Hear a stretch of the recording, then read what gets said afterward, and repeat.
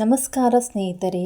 ಇವಾಗ ಮಲ್ಲಿಗೆ ಗಿಡದಲ್ಲಿ ತುಂಬಾ ವೈಟ್ ಫ್ಲೈಸ್ನ ಕಾಟ ಸ್ಟಾರ್ಟ್ ಆಗಿದೆ. ಮಳೆ ಸಹ ಕಡಿಮೆ ಆಗಿದೆ, ಹಾಗೆ ತುಂಬ ಬಿಸಿಲು ಬರ್ತಾ ಉಂಟು.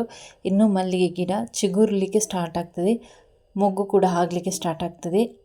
ಮೊಗ್ಗು ಆಗುವಾಗ ವೈಟ್ ಫ್ಲೈಸ್ ಕೂಡ ಅಷ್ಟೇ ತೊಂದರೆಯನ್ನು ಕೊಡ್ತದೆ. ಮೊಗ್ಗೆಲ್ಲ ಹಾಳಾದರೆ ನಮಗೆ ಎಷ್ಟು ಆದರೂ ಕೂಡ ವೇಸ್ಟ್ ಅಂತಲೇ ಹೇಳ್ಬೋದು. ಹಾಗಾಗಿ ನಾವು 15 ದಿವಸಕ್ಕೊಮ್ಮೆ ಮಲ್ಲಿಗೆ ಗಿಡಗಳಿಗೆ ವೈಟ್ ಫ್ಲೈಸ್ಗಳು ಬರದ ಹಾಗೆ ಸ್ಪ್ರೇಯನ್ನು ಹಾಕಲೇಬೇಕಾಗ್ತದೆ. ಇವತ್ತು ನಾನು ಸ್ಪ್ರೇಯನ್ನು ಹಾಕ್ತಾ ಇದ್ದೇನೆ. ಅದು ಹೇಗೆ ಹಾಕೋದಂತ ಹೇಳಿ ಈ ವಿಡಿಯೋದಲ್ಲಿ ನಾನು ನಿಮಗೆ ತೋರಿಸ್ಕೊಡ್ತಾ ಇದ್ದೇನೆ. ಒಂದು ದೊಡ್ಡ ಬ್ಯಾರಲ್ ಅಂತ ತೆಗೆದುಕೊಂಡಿದ್ದೇನೆ. ಇದಕ್ಕೆ ನಾನು 15 ಲೀಟರ್ನಷ್ಟು ನೀರನ್ನು ಹಾಕ್ಕೊಳ್ತಾ ಇದ್ದೇನೆ. ನೀರಿನ ಅಳತೆಗಾಗಿ ನಾನು ಗಾರ್ಡನ್ಗೆ ಯೂಸ್ ಮಾಡುವಂಥ ವಾಟರ್ ಕ್ಯಾನನ್ನು ಹಾಕ್ತಾ ಇದ್ದೀನಿ. ಇದು 5 ಲೀಟರ್ನ ಕ್ಯಾನ್, ಹಾಗೆ 15 ಲೀಟರ್ ನೀರನ್ನು ಹಾಕ್ತಾ ಇದ್ದೀನಿ. ಇವಾಗ ನಾವು ಸ್ಪ್ರೇಯನ್ನು ರೆಡಿ ಮಾಡಲಿಕ್ಕೆ ಉಂಟು. ಇದಕ್ಕೆ ನಾವು 15 ಲೀಟರ್ ನೀರನ್ನು ಹಾಕಿ ಸ್ಪ್ರೇಯನ್ನು ರೆಡಿ ಮಾಡಬೇಕಾಗ್ತದೆ. ನೋಡಿ, ಇದರಲ್ಲಿ 3 ಸಲ ಹಾಕಿದ್ದೇನೆ. 15 ಲೀಟರ್ ನೀರು ಫುಲ್ ಆಯಿತು. ಇದರಲ್ಲಿ ಇಷ್ಟೇ ಸಾಕು. 15 ಲೀಟರ್ ಹಾಕಿದರೆ ಸಾಕಾಗ್ತದೆ ಗಿಡಗಳಿಗೆ. ಇವಾಗ ನೋಡಿ, ನಾನು ಬಳಸ್ತಾ ಇರೋದು ಆ್ಯರೋ ಅನ್ನುವಂಥ ಒಂದು ಕೆಮಿಕಲನ್ನು ಬಳಸಿ ನಾನು ಸ್ಪ್ರೇಯನ್ನು ಮಾಡಬೇಕಾಗ್ತದೆ. ಇದನ್ನು ನಾನು 15 ದಿವಸಕ್ಕೊಮ್ಮೆ ಹಾಕ್ತೇನೆ, ಅಂದರೆ ಚೇಂಜ್ ಮಾಡಿ ಹಾಕ್ತೇನೆ. ಒಮ್ಮೆ ಆ್ಯರೋ ಬಳಸಿದರೆ ಇನ್ನೂ 15 ದಿವಸ ಬಿಟ್ಟು ಎಕ್ಟ್ರಾ ಯೂಸ್ ಮಾಡ್ತೇನೆ. ಇದಕ್ಕೆ 40 ರೂಪಾಯಿ ಇದೆ ಆ್ಯರೋ ಸ್ಪ್ರೇಗೆ. ಹಾಗಾಗಿ ಇದರ ಒಂದು ಕಾಸ್ಟ್ ಕೂಡ ಕಡಿಮೆ ಅಂತಲೇ ಹೇಳ್ಬೋದು. ವೈಟ್ ಫ್ಲೈಸ್ಗೆ ತುಂಬಾ ಒಳ್ಳೆಯದಾಗ್ತದೆ ಈ ಆ್ಯರೋ ಸ್ಪ್ರೇ. ಇದು ವೈಟ್ ಫ್ಲೈಸ್ನ ಮೊಟ್ಟೆಯನ್ನೆಲ್ಲ ನಾಶ ಮಾಡ್ತದೆ. ಇವಾಗ ನಾನು ಸ್ಪ್ರೇಯರ್ನ ಒಂದು ಕೋಲನ್ನು ತೆಗೆದುಕೊಂಡು ಅದನ್ನು ಚೆನ್ನಾಗಿ ಒಮ್ಮೆ ಮಿಕ್ಸ್ ಮಾಡಿಕೊಳ್ತಾ ಇದ್ದೇನೆ. ಸರಿಯಾಗಿ ಮಿಕ್ಸ್ ಮಾಡಿಕೊಂಡ ನಂತರ ನಾವು ಗಿಡಗಳಿಗೆ ಸ್ಪ್ರೇಯನ್ನು ಮಾಡಬೇಕಾಗ್ತದೆ.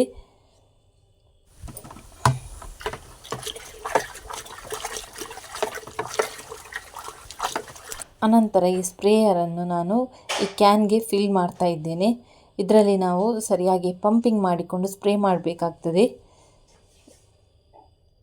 ಇದರಲ್ಲಿ ಒಂದು ಮಾರ್ಕ್ ಇರುತ್ತೆ ಈ ಕ್ಯಾನಲ್ಲಿ, ಅಷ್ಟರ ತನಕ ಮಾತ್ರ ನಾವು ಫಿಲ್ ಮಾಡಬೇಕಾಗ್ತದೆ. ಜಾಸ್ತಿ ಫಿಲ್ ಮಾಡಿದರೆ ನಾವು ಏನು ಸ್ಪ್ರೇ ಮಾಡಲಿಕ್ಕೆ ಈ ನೀರನ್ನು ತೆಗೆದುಕೊಂಡಿರ್ತೇವೆ ನೋಡಿ, ಅದೆಲ್ಲ ಹೊರಗಡೆ ಹೋಗ್ತದೆ.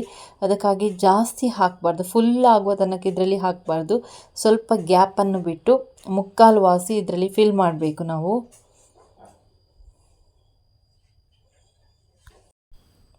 ಅನಂತರ ಇದರ ಕ್ಯಾಪನ್ನು ಮುಚ್ಚಬೇಕು. ನೋಡಿ, ಟೈಟಾಗಿ ಮುಚ್ಚಬೇಕಾಗ್ತದೆ.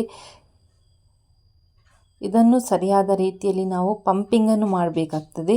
ಇವಾಗ ಟೈಟ್ ಇರಬೇಕಿದು, ಲೂಸ್ ಆಗಿದ್ದರೆ ಪಂಪಿಂಗ್ ಸರಿಯಾಗಿ ಬರುವುದಿಲ್ಲ. ಎಲ್ಲಿಯೂ ಕೂಡ ಲೂಸ್ ಆಗಿರಬಾರ್ದು. ಟೈಟ್ ಆಗುವವರೆಗೆ ನಾವು ಪಂಪಿಂಗನ್ನು ಮಾಡಬೇಕು. ಇದು ಟೈಟ್ ಮಾಡದಿದ್ದರೆ ಪಂಪಿಂಗ್ ಸರಿಯಾಗಿ ಆಗೋದಿಲ್ಲ. ಇದು ಸ್ವಲ್ಪ ನಾವು ಪಂಪಿಂಗ್ ಮಾಡುವಾಗ ಗಟ್ಟಿ ಆದರೆ ಮಾತ್ರ ನಮಗೆ ಅದು ಸ್ಪ್ರೇ ಕೂಡ ಸರಿಯಾಗಿ ಇದರಲ್ಲಿ ಹಾಕಲಿಕ್ಕೆ ಆಗ್ತದೆ. ಸ್ವಲ್ಪ ಇದು ಟೈಟ್ ಆಗ್ತಾ ಬರ್ತದೆ, ಆವಾಗ ನಮ್ಮದು ಕಂಪ್ಲೀಟ್ ಆಗಿದೆ ಅಂತ ಅರ್ಥ. ಇನ್ನು ಇದಕ್ಕೆ ಸ್ಪ್ರೇಯನ್ನು ಮಾಡಬೇಕು. ಗಿಡಗಳಿಗೆ ಸರಿಯಾದ ರೀತಿಯಲ್ಲಿ ಸ್ಪ್ರೇಯನ್ನು ಮಾಡಬೇಕು. ನಾವು ಎಲೆಗಳಿಗೆ ಸ್ಪ್ರೇ ಮಾಡುವಾಗ ಎಲೆಯ ಅಡಿಭಾಗದಿಂದ ಸ್ಪ್ರೇ ಮಾಡಬೇಕಾಗ್ತದೆ. ಗಿಡಗಳು ಪೂರ್ತಿಯಾಗಿ ಒದ್ದೆಯಾಗಿ ನೀರು ಅದರಿಂದ ಕೆಳಗಡೆ ಬೀಳುವಷ್ಟು ನೀವು ಸ್ಪ್ರೇಯನ್ನು ಸರಿಯಾದ ವಿಧಾನದಲ್ಲಿ ಮಾಡಬೇಕು. ಇದನ್ನು ನೀವು ಮಧ್ಯಾಹ್ನ 3 ಗಂಟೆಯ ನಂತರ ಸ್ಪ್ರೇಯನ್ನು ಮಾಡಬೇಕಾಗ್ತದೆ. ಇದನ್ನು 15 ದಿವಸಕ್ಕೊಮ್ಮೆ ಈ ರೀತಿಯಾಗಿ ಸ್ಪ್ರೇ ಮಾಡಿದರೆ ಗಿಡದಲ್ಲಿ ಬರುವಂಥ ವೈಟ್ ಫ್ಲೈಸನ್ನು ಸಂಪೂರ್ಣವಾಗಿ ನಾವು ಕಂಟ್ರೋಲ್ ಮಾಡ್ಬೋದು. ನೋಡಿದ್ರಲ್ಲ ವೀಕ್ಷಕರೇ, ವೈಟ್ ಫ್ಲೈಸ್ಗೆ ಯಾವ ಸ್ಪ್ರೇಯನ್ನು ಯೂಸ್ ಮಾಡಬೇಕು ಅಂತ ಹೇಳಿ. ಯಾವಾಗಲೂ ಗಿಡಗಳಿಗೆ ಸ್ಪ್ರೇ ಮಾಡುವಾಗ ಮಧ್ಯಾಹ್ನ 3 ಗಂಟೆಯ ನಂತರ ಸ್ಪ್ರೇ ಮಾಡಿ. ನೋಡಿದ್ರಲ್ಲ ವೀಕ್ಷಕರೇ, ಈ ವಿಡಿಯೋ ನಿಮಗೆ ಹೆಲ್ಪ್ಫುಲ್ ಆಗ್ಬೋದು ಅಂತ ಅಂದ್ಕೊಳ್ತೇನೆ. ಈ ಮಾಹಿತಿ ನಿಮಗೆ ಇಷ್ಟ ಆದರೆ ದಯವಿಟ್ಟು ನನ್ನ ಚಾನಲನ್ನು ಲೈಕ್, ಶೇರ್, ಸಬ್ಸ್ಕ್ರೈಬ್ ಮಾಡೋದನ್ನು ಮರಿಬೇಡಿ. ಹಾಗೆಯೇ ಈ ವಿಡಿಯೋವನ್ನು ಹೆಚ್ಚು ಜನರಿಗೆ ಶೇರ್ ಮಾಡಿ. ಮತ್ತೊಂದು ಹೊಸ ವಿಡಿಯೋದಲ್ಲಿ ನಿಮ್ಮನ್ನು ಭೇಟಿ ಆಗ್ತೀನಿ. Thanks for watching.